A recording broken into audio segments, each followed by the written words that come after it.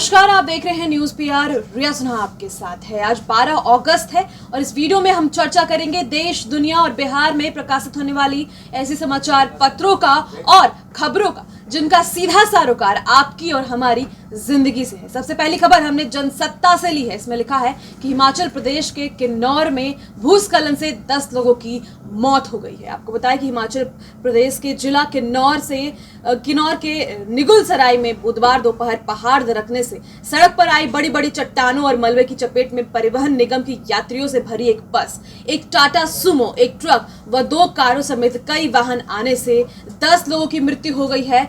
वहीं 13 घायलों की पुष्टि की गई है, जबकि करीब 60 लोग इसमें फंसे पाए गए। अगली खबर भी हमने जनसत्ता से ली है। इसमें लिखा है मॉनसून सत्र 2 दिन पहले ही समाप्त, राज्यसभा में हंगामा, विपक्षी सदस्यों ने कागज फाड़े। संसद का मॉनसून सत्र निर्धारित अवधि से 2 दिन पहले ही बुधवार को समाप्त हो गया।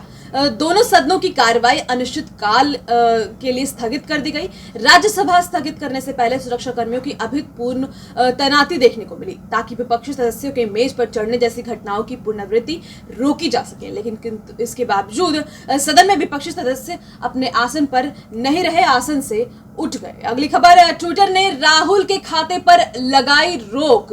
बलात्कार पीड़िता दलित लड़की की पहचान उजागर करने के मामले में ट्विटर ने राहुल गांधी के खाते पर रोक लगा दी है। दिल्ली हाईकोर्ट दलित लड़की की पहचान उजागर करने के आरोप में कांग्रेस नेता के खिलाफ प्राथमिकी दर्ज करने के अनुरोध वाली याचिका पर 27 सितंबर को सुनवाई भी करेगा। ट्विटर का प्रतिनिधित्व कर रहे वरिष्ठ अधिवक्ता साजन पुवैया ने दिल्ली हाईकोर्ट को बताया कि राहुल के जिस ट्वीट के संबंध में बात की जा रही है उसे हटा दिया गया है क्योंकि यह प्लेटफॉर्म की अपनी नीति के खिलाफ है। पुवैया ने कहा, अकाउंट लॉक कर दिया गया है और ट्वीट अब उपलब्ध नहीं है। अगली खबर, कनाडा ने भारत से सीधी उड़ान पर प्रतिबंध बढ़ाया है। कनाडा ने कोरोना महामारी से उत्पन्न जोखिमों के कारण भारत से सीधी उड़ानों के आगमन पर प्रतिबंध 21 सितंबर तक बढ़ा दिया है। संघीय परिवहन मंत्रालय ने इसकी जानकारी दी है। कनाडा ने अप्रैल में भारत को कोविड-19 की दूसरी लहर के मद्देनजर वहां से आने जाने वाले सभी सीधी उड़ाने पर प्रतिबंध लगाया था। कनाडा के परिवहन मंत्री उमर अल गबरा ने मंगलवार को ट्वीट किया, कनाडा के लोगों के स्वास्थ्य की रक्षा और उनकी सुरक्षा करना हमारा सर्वोच्च प्राथमिकता है। वहीं अगली खबर, 3 और सूबों की राजधानियों पर तालिबान का कब्जा।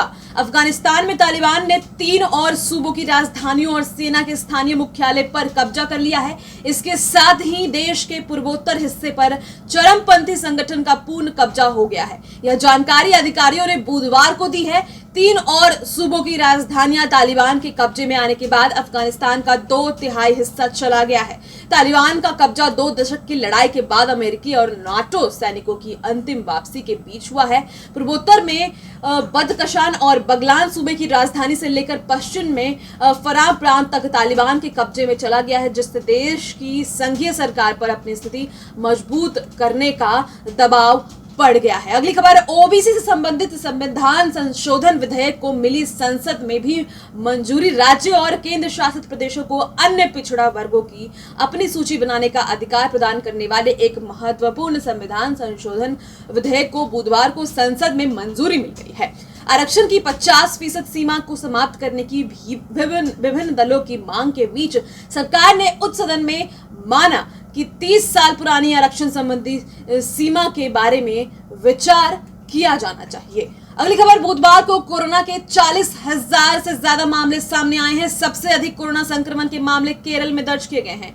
देश भर में बुधवार रात 11:15 बजे तक 31 राज्यों और केंद्र शासित प्रदेशों में कोरोना विषाणु संक्रमण के 40,624 मामले दर्ज किए गए, जबकि संक्रमण की वजह से 473 लोगों की मृत्यु भी हुई है। ये आंकड़े राज्य और केंद्र शासित प्रदेशों के स्वास्थ्य विभाग की ओर से जारी किया गया है। इन आंकड़ों में असम, पंजाब और झारखंड के आंकड़े शामिल नहीं हैं। अगली खबर, सुप्रीम कोर्ट ने राज्यों को लगाई फटकार, कहा नागरिकों की शिकायतों को आप दूर ही नहीं करना चाहते।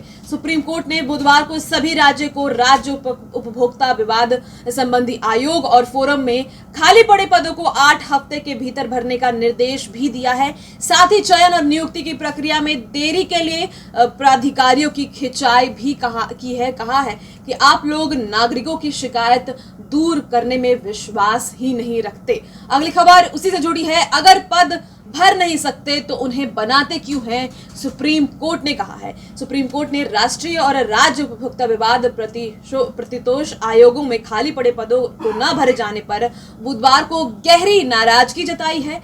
कहा है कि अगर पद नहीं भर सकते हैं तो नियुक्ति ही मत निकालिए। अगली खबर, हिंसा के कारण भागे परिवारों को सुरक्षा के साथ घर वापस लाएं। कलकत्ता हाईकोर्ट ने राज्य प्रशासन को बंगाल विधानसभा चुनाव के बाद हुई हिंसा के कारण घर छोड़कर भागने को विवश हुए डायमंड हार्बर के कई परिवारों को पूरी सुरक्षा के साथ घर लाने का निर्देश दिया है। अगली खबर, नीट एमडीएस दाखिले के लिए 20 अगस्त से काउंसलिंग शुरू होगी।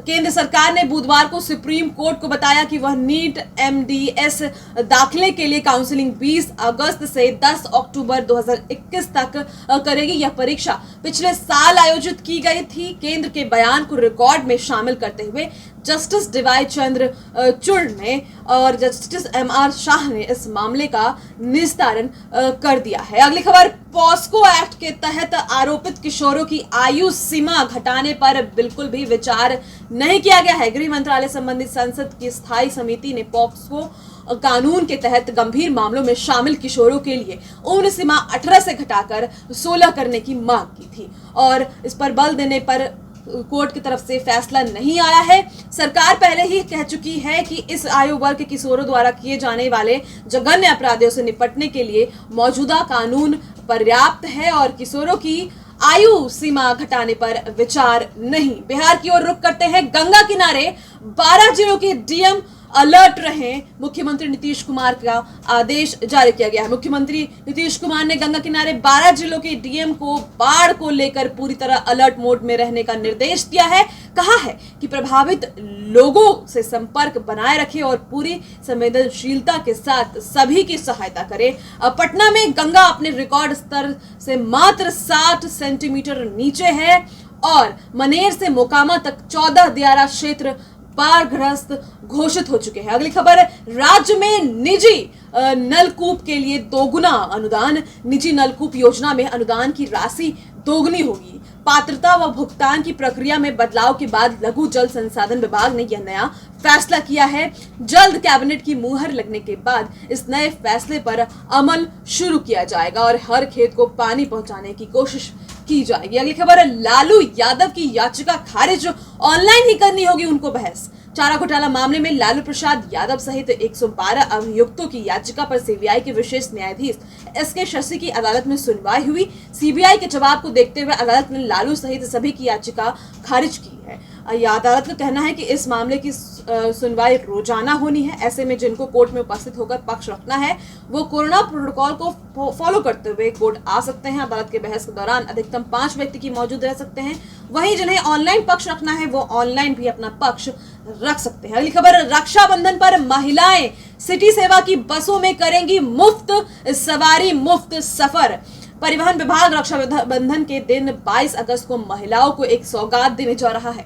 इस दिन महिलाएं बिहार राज्य पथ परिवहन निगम की सिटी सर्विस बसेस में मुफ्त यात्रा कर सकेंगी। उस दिन बस में सफर करने के लिए उन्हें किसी भी तरह का शुल्क देने का कोई जरूरत नहीं है। अगली खबर, कोरोना से मृत 195 बैंक कर्मियों के आश्रितों को नौकरी जल्द। कोरोना संक्रमण के कारण सार्वजनिक, निजी और ग्रामीण बैंक के 195 कर्मचारियों और अधिकारियों की मौत हुई है।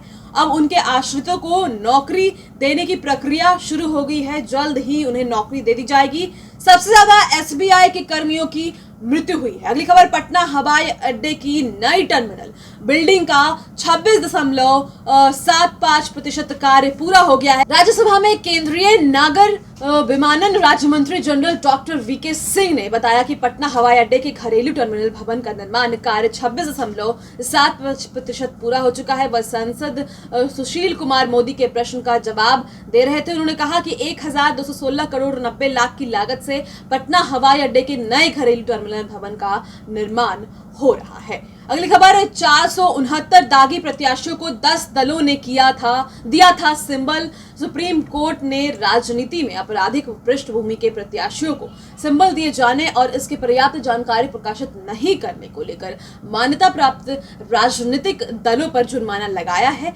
मामला बिहार विधानसभा चुनाव 2020 में राजनीतिक दलों द्वारा लंबित आपराधिक मामले वाले प्रत्याशियों को सिंबल देने का है। सुप्रीम कोर्ट ने मुख्य निर्वाचन पदाधिकारी बिहार की रिपोर्ट का हवाला देते हुए कहा है कि विधानसभा चुनाव में मान्यता प्राप्त 10 राजनीतिक दलों द्वारा कुल 469 आपराधिक पृष्ठभूमि के प्रत्याशियों को सिंबल दिया है। अगली खबर, 2076 परीक्षा केंद्रों पर कल सीईटी बीएड की परीक्षा है, तैयारी पूरी कर ली गई है। बिहार बीएड संयुक्त प्रवेश परीक्षा 2021 का आयोजन 13 अगस्त को होगा। परीक्षा सुबह 11 बजे से दोपहर 1 बजे तक करवाई जाएगी और इसको लेकर सारी तैयारियां पूरी कर ली जा चुकी है। तो फिलहाल आज की कुछ खबरों में इतना ही। हमने समाचार पत्रों से महत्वपूर्ण खबरों को उठाया था। इस वीडियो में इतना ही। आगे और भी खबरों के लिए बने रहे न्यूज़ पीआर के साथ।